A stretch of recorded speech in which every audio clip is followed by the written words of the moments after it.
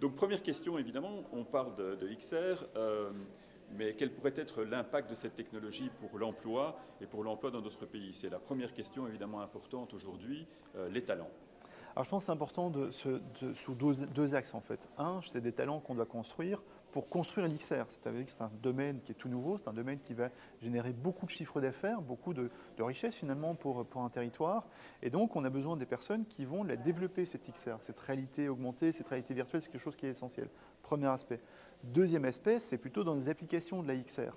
On se rend compte aujourd'hui que la XR est fort utilisée dans un certain nombre de domaines, et un en particulier dans lequel je pense c'est très important, c'est dans le domaine de la formation, de ce qu'on appelle les talents, et surtout l'amélioration des talents. Vous savez qu'aujourd'hui, lorsqu'on utilise en fait ces outils, eh bien, ça peut être très utile pour la formation, par exemple, la formation des services incendies, la formation des services de police, parce qu'on peut en fait recréer des conditions qu'il est très difficile de créer dans le monde réel, mais c'est aussi très intéressant pour upgrader en fait les personnes qui sont sur le terrain. Ça peut être un opérateur sur des machines-outils, des machines industrielles, à la fois le monde de la construction de la XR, mais le monde de l'utilisation de la XR vont avoir besoin de talent, c'est évident.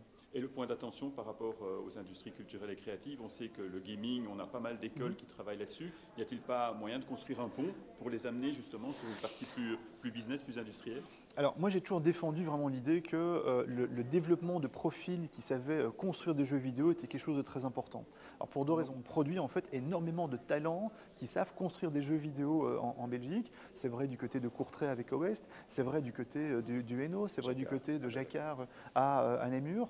Et donc c'est important parce que ces compétences qu'on construit autour du jeu vidéo, qui sont des compétences de graphisme, d'animation, sont typiquement les compétences qu'on va retrouver dans des économies plus globales, c'est-à-dire la formation dans le secteur du pharmaceutique, dans le domaine industriel, vous voyez.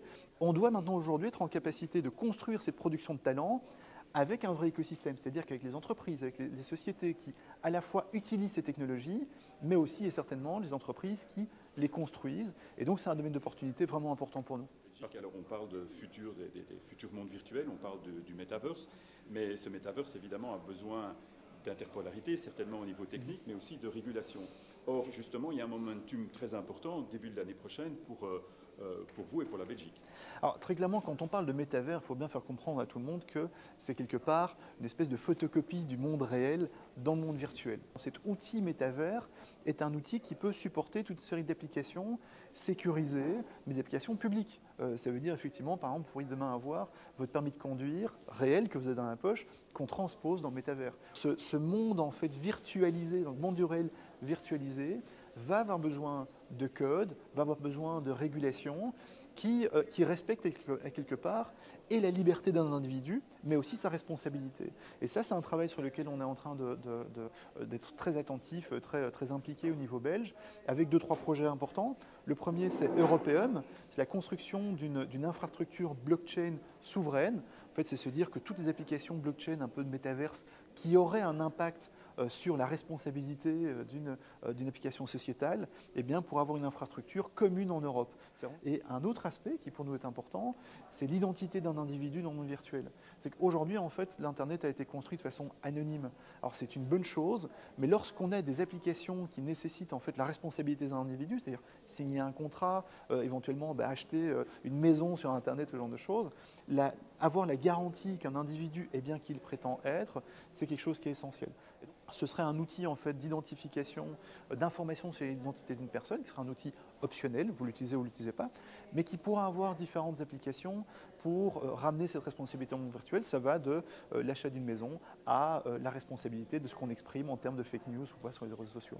Ce que vous nous annoncez est à mon sens primordial. Une idée de timing, parce que c'est important qu'on soit là, bien en phase avec les évolutions technologiques. Alors, donc on sait effectivement que l'innovation et la technologie, elle va excessivement vite et très souvent la régulation est en retard par rapport à ça. C'est pour ça que la façon dont la Belgique travaille n'est pas d'essayer de devancer par la régulation l'innovation. Je pense que quand on devance l'innovation par la régulation, on la freine. Ce n'est pas ce qu'on veut faire. Nous, ce qu'on veut faire, c'est donner des outils qui permettent en fait d'accompagner la régulation. Un autre projet sur lequel on travaille, c'est l'Agence européenne de l'algorithme. Pourquoi? Parce qu'on estime qu'il faut davantage encadrer par la gouvernance que par la régulation. Vous savez, aujourd'hui, le combat sur l'innovation, je dis à dessein le terme combat, est un combat qui est important parce qu'aujourd'hui, en fait, l'Europe va à un rythme, mais les autres continents, les autres pays vont à un autre rythme. Et donc, on ne peut pas se permettre aujourd'hui de ralentir. On doit être en capacité de garder l'essence des valeurs européennes dans les projets d'innovation, mais en même temps, on ne peut pas se permettre de trop perdre du temps parce que pendant ce temps-là, je peux vous dire que la compétitivité elle est très forte.